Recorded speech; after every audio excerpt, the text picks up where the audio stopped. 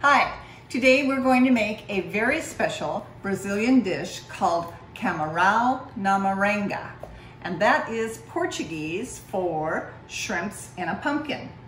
These pumpkins are called Moranga pumpkins, which is a Brazilian heirloom named for that specific dish.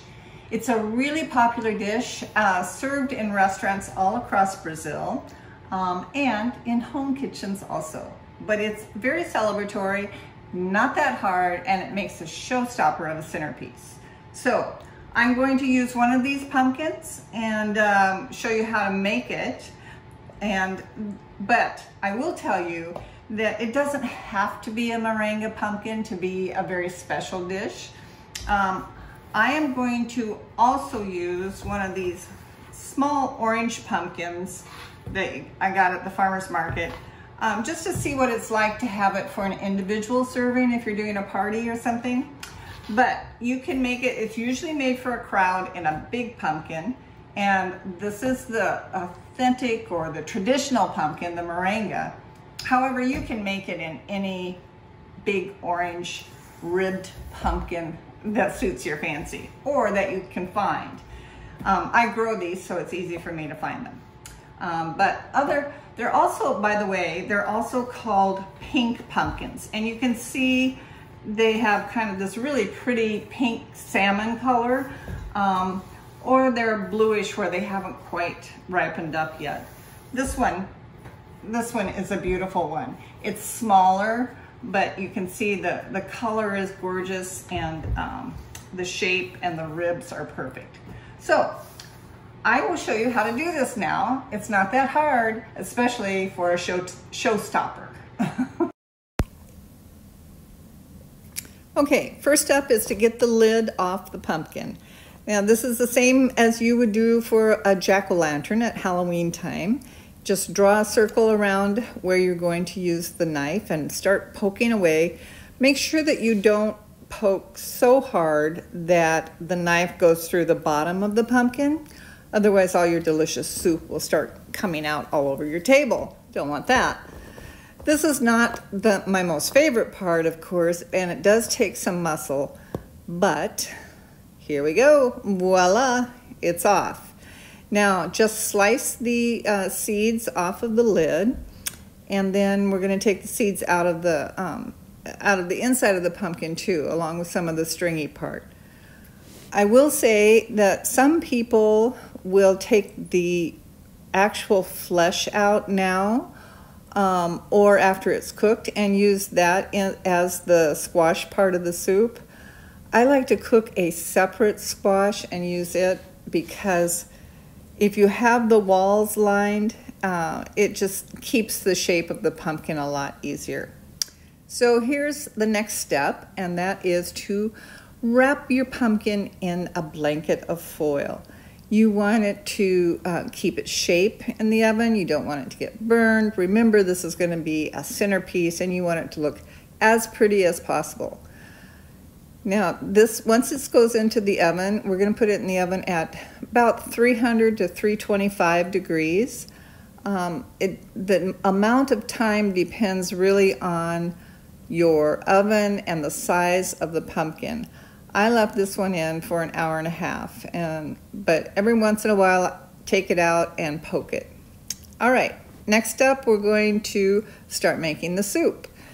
And we want half oil and half butter, a tablespoon of butter and a tablespoon of oil. We're going to saute up the onion until it's well caramelized. So just like 5 minutes over medium-high heat. Okay. I used a purple onion here. You can use, it's just what I had. You can use a regular yellow onion also. All right, there it is, all caramelized up and ready to add the rest. We're going to put in some smoked paprika and some crushed garlic that has been peeled. And what else did I put in there? Some rosemary and thyme, minced up. All right, so that is only going to go onto the stove for about a minute or two, just to blend everything together. Off the stove, and now the tomatoes. I had some fresh tomatoes. You can use canned if you want, but fresh If you have good tomatoes, the fresh ones are more flavorful. And then here's some coconut milk. This is a cup of coconut milk. I ended up using a cup and a half at the end because my soup was just really thick. And now the cream cheese. This looks like a lot of cream cheese, and it is. It was a really rich soup, and mine was very thick. So if you want, you can back off the cream cheese.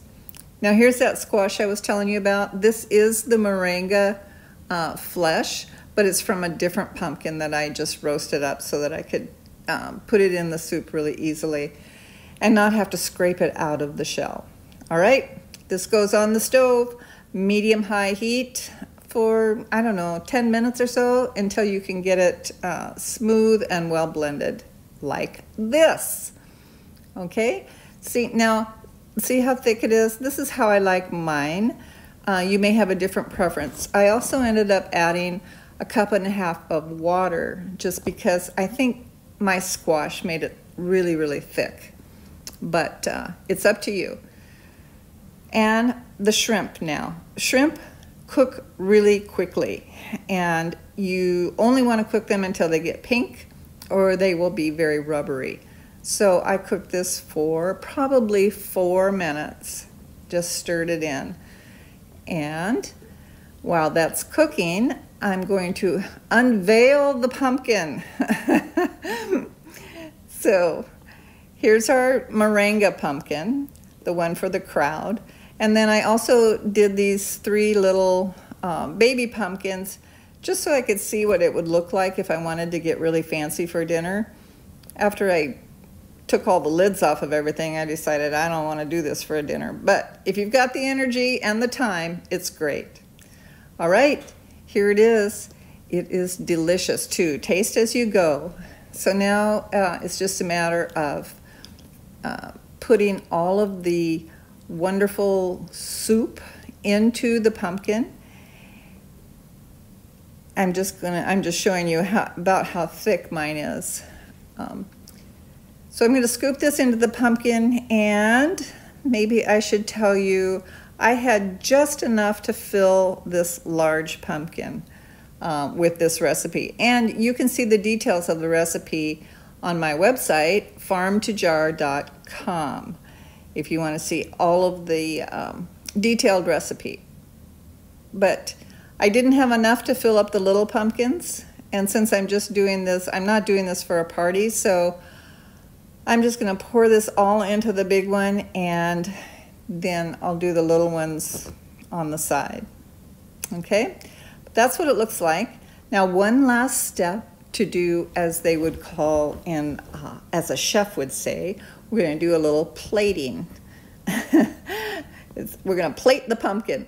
So with a pair of tongs, get your shrimp out, and I put like 5 shrimp hanging off the pumpkin.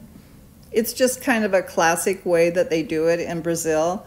A lot of times they'll put shrimp all around the rind of the pumpkin. It looks a little odd that way, I think, so I just put on 5. Garnish with a little Parmesan cheese, and you are done. And this was really good.